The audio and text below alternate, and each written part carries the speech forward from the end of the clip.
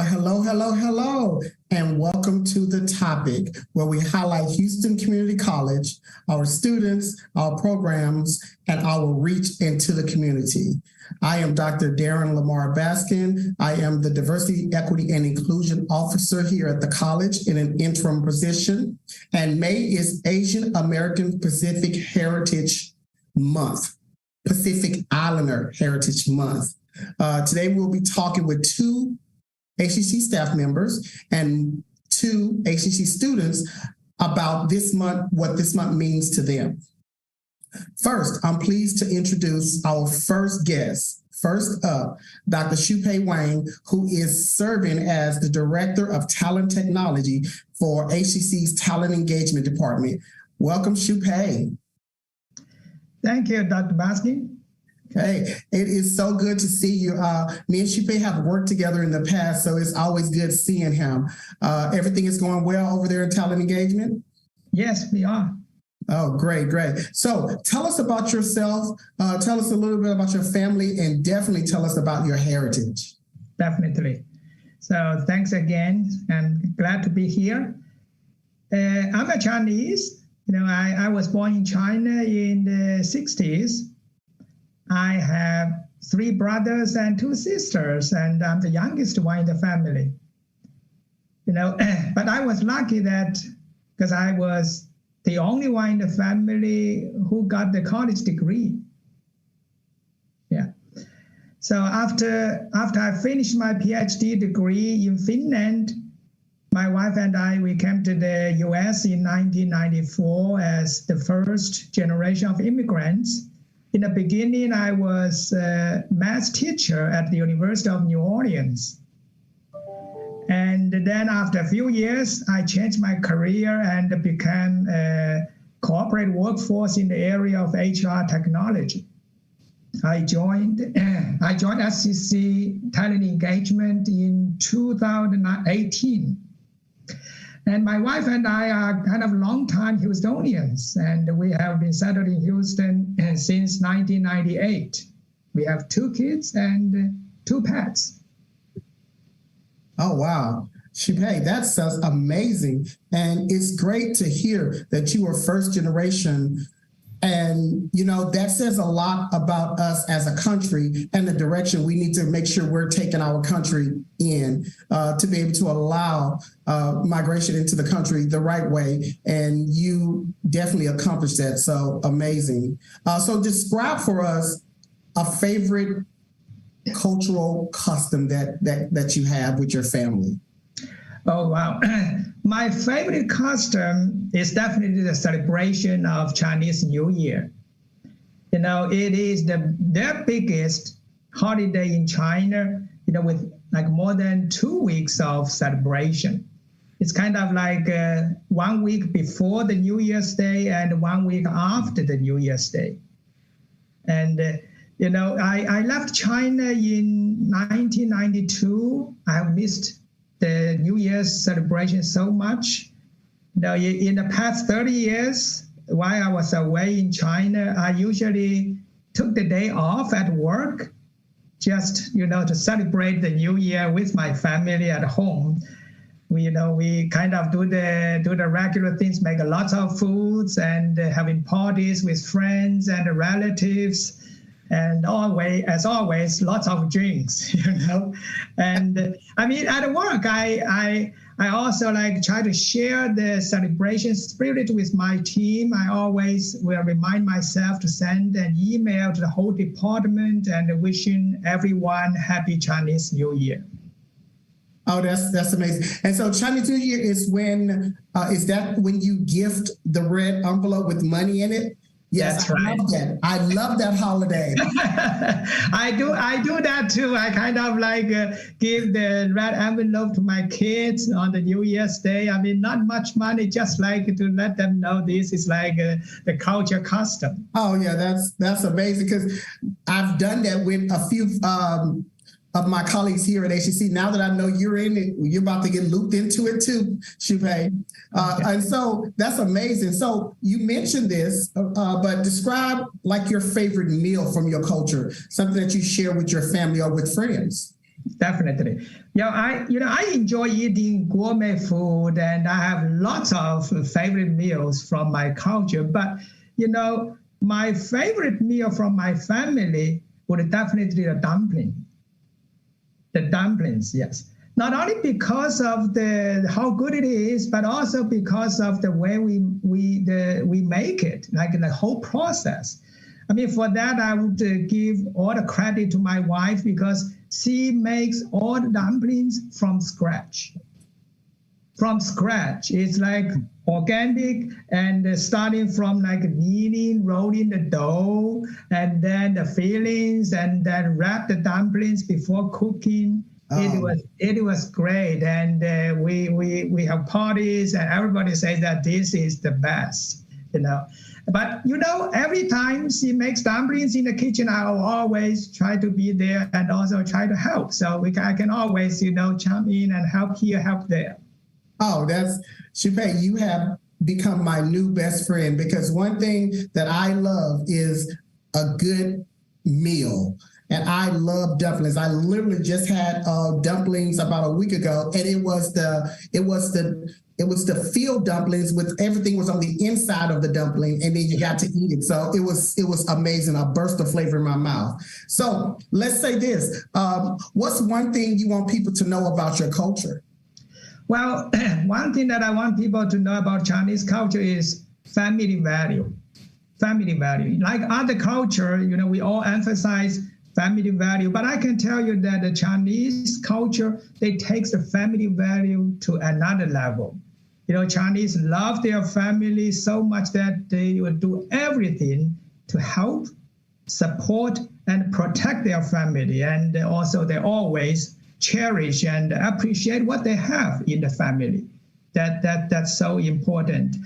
I probably can proudly say that Chinese parents probably are one of the greatest parents in the world, because they love their family deeply in their heart, and they are willing to sacrifice, compromise, to just support their families. My wife and I, we try, create different opportunities for the family bonding time. We do, for example, family vacations, watch games, movies, and even play sports together. We all love to play tennis and also play games. Like, for example, one of our favorite family games is Mahjong. Have you heard of that, Mahjong? That's one of our favorite games. And also, yes, we make food together. Like every year, we all together make the Thanksgiving dinner, and the dumplings also make together. And one of our family routines we all like is that we take family picture on every Christmas day. So now I have a wall of all the family pictures from 20 years ago. I'm so glad every time I see them. I see my kids growing year by year. So every year we are going to continue doing that. And also we do family project once in a while. And Shupei, that you bring up a great point, which is the family. That's forever. Those family portraits are forever. And so thank you for sharing, Shupei. When we come back, we will figure out how HCC got fashionable for AAPI. Thank you, Dr. Shupei Wang. Thank you.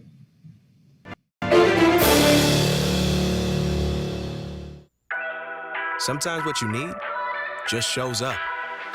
Houston Community College has your back, whether you're knocking out some basics or upping your game for a better job.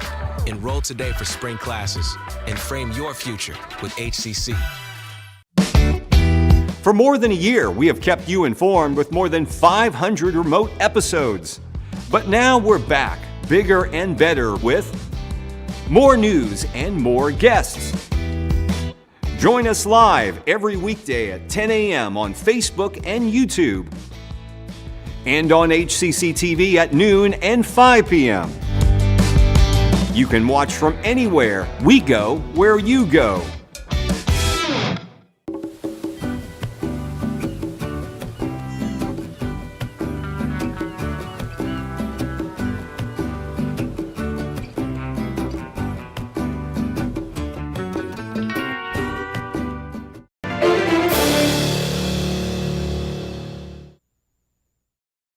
Welcome back to the topic.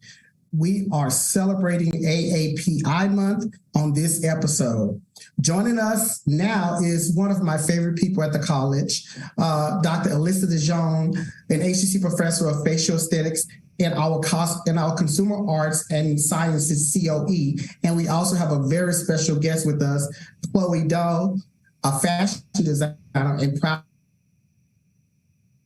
Welcome to the show, ladies. Hi, delighted to be here.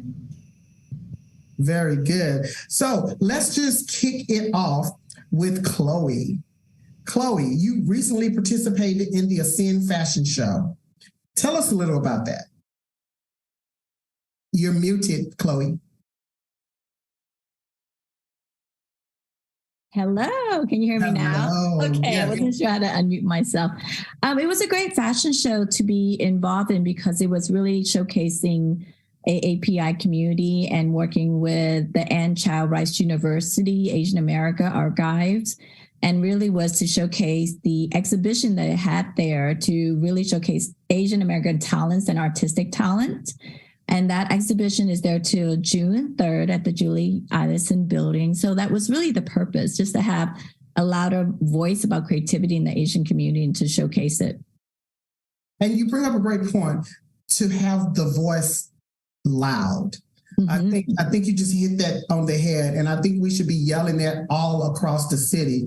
We need our Asian Americans and our Pacific Islanders' voices to be loud, and so yes. I appreciate that. That's a great way to look at it. And so let me toss it over to Alissa. Hey, Lo, how are you? I'm good. We were so excited to work with Chloe and her team and Tina and Anthony. It was a really lovely show. Our students were just thrilled when she invited us, and it was such a lovely show, bringing ancient history together with the modern day times, and we were just so excited to see all the fashion coming across. Yeah, that's amazing, because you jumped right into my question, which I was going to ask you: how did HCC contribute to the show? So I see that you and your team, you're everywhere, and the college appreciates that. Your students are amazing. So how did they contribute to this to the AAPI Ascend? So when Chloe contacted me, it was kind of a short notice, and I told her, let me see what I can do. And so I jumped on the phone and I found 3 alumni that graduated from our HCC facial program who are now pro makeup artists, and they were willing to jump in and help. They were super excited to be part of the show. And it was just lovely to see their creative artistry join the runway with Chloe Dow and Tina Zulu and Anthony, and they just loved being a part of it. They worked hard, don't get me wrong, but they did love to be able to see the show. Tina was so gracious to let them, when they were done, walk out and watch, and they just loved seeing their work come down the runway. Oh, that's and I want to thank Alissa for, I really did call her last minute, a week before the show, and she was amazing to pull the team together, HCC. And I didn't even know that there was a, spa facial program there. So I learned a lot just working and just contacting through Adrienne Bonner through the fashion program. I got connected with Alissa. So the team was amazing. They were really great to work with. And, it's just great because I actually went to HCC too for fashion program a long, long time ago, to kind of come in full circle and realize, you don't have to just work with the fashion program. There's actually another part of HCC that can be part of the fashion show. Oh, yeah. That I didn't know about. Oh, and that's good. And I'm glad you're giving us some kudos, because we have programs everywhere and we appreciate that. Part of what we do is we enjoy, it's part of our DNA as a college, to work with the community and to give back to the community. Why is it so important to you to be able to give back to the community? Well, you know what? I think everyone you touch or see, there's a way to making an impact and a lifetime impact. And I think through showing, at least through the fashion show, and, it's another way of touching other people, inspiration. And a lot of, I realized throughout many people that I meet, you don't realize the impact you have on someone. And to do a show based on Asian America voice and to have a presentation in the runway and in also speaking about it also before the preview, you really touch a lot of little souls and give them, I think, a voice for themselves too, and realize, hey, we're here. And also you can be creative in the Asian community. You don't have to be in science. You don't have to be a lawyer. You don't have to be a doctor. You can have a career also in the creative voice and space. That's amazing. Not to put anyone into a box, cultural misunderstanding. So that's perfect that you say that. And I do believe that with the conception of the AAPI month, it helped to bring those voices and to show that we're all more than who we are portrayed to as each other. And Definitely. So I think you hit that right on the head. And so with that, what does AAPI mean to you, and why has being a leader in the community important to you? AAPI means just me being me, I think, and it's showcasing. I've never done so much AAPI month in May as I've done this year. Like this weekend, I'm going to Vietnamese camp to be speaking on a panel and judging a mini fashion show. It means presentation. It means part leadership. Now that I got older, I realized the importance of that. Yes. Being kind of a role model in a way. And now that I've done it for 23 years, my own business, and in fashion for almost 30 years, I think it's much more important now to show an example and what's the possibility. But what I love about 2023 and the future is Asian America are in every creative field now. You see us on TV, you see us on the radio, you see us writer. I'm not so unusual anymore. When, 16 years ago, it's unusual to see a fashion designer, Asian America, but now it's the norm. But I still think there's a lot of barriers to be broken down because, stereotypical things are very hard to break. And they are. Yeah, and the more you see it, the more you're like, okay, this is common. It's not that big of a deal to have all this creative Asian American creativities. Yeah, and it's representation. Yes. You represent. And so I'm going to toss it over to Alissa. And in 30 seconds, tell us about the program that you're in, the Facial Aesthetics, because I can attest to how great they are. I've been there. Yeah, so we actually have the best hidden gem in the city. It's the HCC Spa, and we are located at the Southeast campus. And it is a wonderful program. Our students come in with us full-time 2 semesters, part-time 3 semesters, and they work with their case studies from the beginning to end so they can follow that skin. As you know, we like for people to come in on a regular basis so that their esthetician can work with their skin and learn how to help them glow from within. Yes. And like I said, I can attest to it. I have been there and I glow every time I leave. So Dr. Alissa DeJongh, Chloe Dell, I appreciate you. And thank you for coming on to the show and sharing with us your representation, Chloe. Thank you so much. Thank you. Bye, everyone. Bye. When we return, we'll examine AAPI month from a student perspective.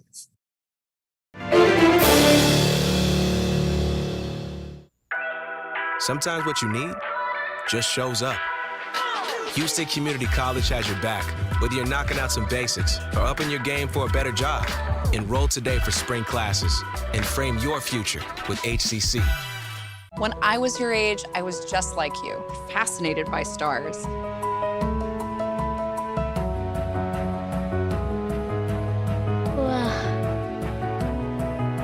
But now I get to search for life in the universe. And who knows, maybe life is looking for us too. So we're like aliens to them? Yeah. Does anyone want to be a scientist now? I do. Awesome. We need more girls in STEM. Maybe we can find aliens. Things could be stranger, but I don't know how. I'm going through changes, through all of the strangeness. I'm going through changes now.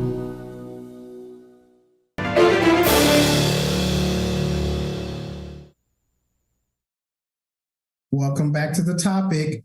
We're still here celebrating Asian American Pacific Islander Heritage Month. HCC is enriched by students who come to study from all around the world. T. Nguyen is a child development student from Vietnam. Welcome, T. Hello, thank you for having me. No, thank you for joining us.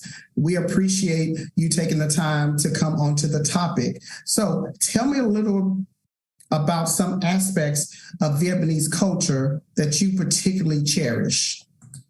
Actually, like as Dr. Shupei Wang, he mentioned about that. And I'm from Vietnam.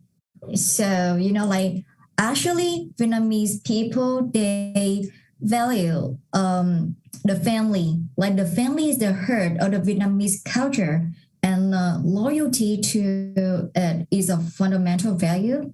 So each individual is expected to care for the family and to make efforts for becoming a reason of pride for them. And respect is a central part of the Vietnamese value system too. So people are expected to show respect to every individual, especially those who are older or who are higher status. Yeah. So furthermore, I think learning is considered more valuable than wealth, and knowledge is seen as virtue. So highly educated people like scholars or teachers, in Vietnam enjoy high esteem and respect. That's amazing. And you hit on some great points. The points about how important family is and how important education is amazing. I love that about your culture. So if you had some traditions that you have from your family, what would be the ones you would want to carry on? Like what traditions would you like to continue even when you start your family? Tradition in my family, actually like in Lunar New Year. So like in my family, we we get together to enjoy food together, and then we go to visit our relatives and friends and wish them a happy new year too. And furthermore in my family, so I think in Lunar New Year, we still have a traditional rites such as the first visitor of the year. So it's like we really it's really important when a first guest to come our family in the first day of the year. And lucky money is still, practiced in my family too. Hey, you heard me tell Dr. Wang, I love lucky money. I'm telling you, it's like one of the best traditions, I think. And so as with traditions, we here in Texas, we love a good party. We love good party. So what festivals are celebrated in Vietnamese culture? I'm sorry? What cultures are celebrated in Vietnamese culture? Like any type of festivals that you guys have, like really good holidays where there's a party involved? So I'm not sure if you have heard about the Vulan Festival. It's called July Full Moon Festival. So Vulan Festival is dedicated to deceased parents, grandparents, and ancestors. So it and other traditions that reflect when eating fruit, remember who planted the tree. So on this day, spirits of the dead come to the living world to enjoy offering. So my family hold worshiping rites for our ancestor. Yeah. So in July Full Moon Festival, it's also the dead pardoning day of worshiping the souls of the dead. So offerings, can be like candies or dried pancake or fruits. Oh, wow. That sounds like a great festival. Yeah. Wow. That's amazing. And it brings me to my next question. So not only do we love a good party here in Texas, here in Houston, we are a foodie city. You know what that means? That means we love food here. Me too. What dishes do you enjoy in Vietnamese culture? Oh, of course, that's pho. I think it's the best. I really love pho, but actually, to be honest, I don't know how to do it. It's kind of like complicated, like too many steps, but you have to put efforts to do it. Like like everyone can do that, but it depends on if they're good or not, Yes, and I also like spring rolls too. It's so good. Yeah. So you had me with pho. I love a good pho. I mean, you can't go wrong. And yeah, like you said, to get those deep, rich flavors that requires a lot of steps, a lot of commitment. And I'm with you. I'm with you, T. I don't have that commitment, so I wouldn't be able to do it either. So that's perfect. So what are some of the characteristics of Vietnamese people that you are most proud of? Vietnamese people? Yes, that you're most proud of. Proud?